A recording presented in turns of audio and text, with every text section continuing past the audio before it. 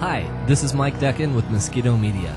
Over the past 10 years with other agencies, we've worked with hundreds of nonprofits on thousands of radio campaigns that went on to raise millions of dollars. And we'd like to take just a couple minutes and show you step by step how we did it, and more importantly, how we can do the exact same thing for you. Now, when you think of radio, the first thing that comes to mind is probably radio spots or radio advertisements. Here's an example of a spot that I wrote for World Vision. What can one person do about famine, AIDS, or war? What can one person do to provide clean water, shelter, and medicine to the children who need it most? What can one person do to prevent the next death from AIDS in Africa? What can one person really do? Everything. You can sponsor a child through World Vision. Now, when you're sharing the heart of your ministry with a potential donor over the radio, the most effective way you can do it is not to tell them what you do, but rather show them firsthand exactly who they're investing in when they support your ministry. Here's an example from a mission in Joliet, Illinois. The toughest thing about living on the streets is not knowing where you're going to get your next meal, where you might have to be staying, under a bridge, abandoned houses, in the woods. It's a little unsettling. I mean, when you live with it every day, it can take its toll on you. We've also had the privilege of working with a number of organizations that do their ministry overseas. And since we can't share a first-person perspective because of the language barrier, one of the things we can do is to produce a drama. This is the story of Uzuri. Her name is Uzuri. Uzuri has never served in the military. She's never fought in a war, never even fired a gun. She's just a 7-year-old girl living in Afghanistan.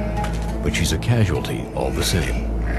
One day, while grazing her goats in a field, Uzuri stepped on a landmine and lost both of her legs.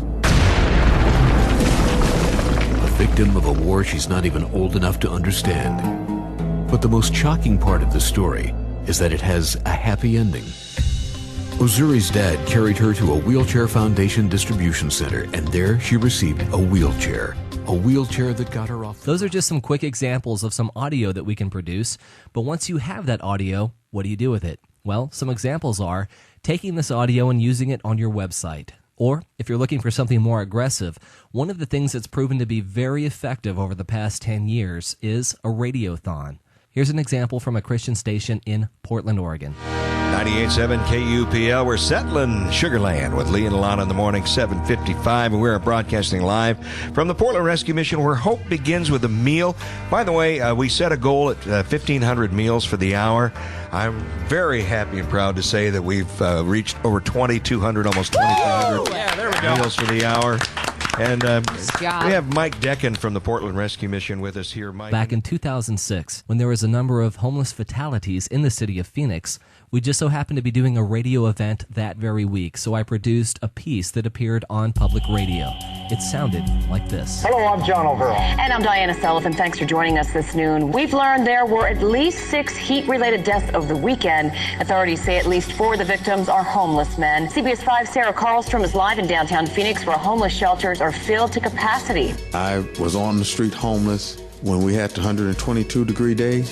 I've been to the point where I've walked and begged and asked somebody, can I just get a sip out of your water hose, please? It was unbearable. I ended up going to the hospital for dehydration. I was at my lowest of lows. Well, Diana, it's no surprise that it is very hot outside, but imagine if you didn't have any place to go to get out of the heat.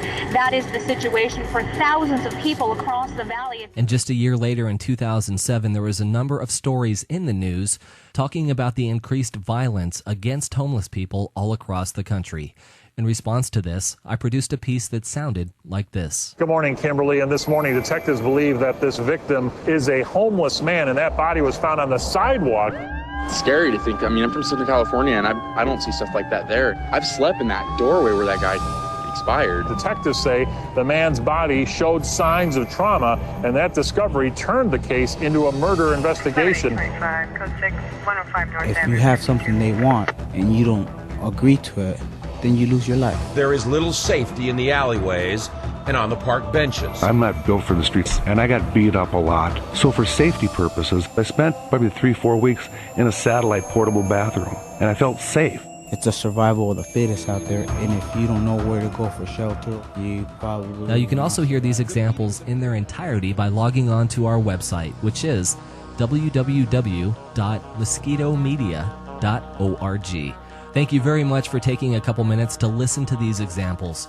We're anxious to talk to you. We're anxious to sit down and find out what we can do to help you as you help others. My name is Mike Deccan. My number is 503-544-7300. Thank you so much, and we look forward to talking to you real soon.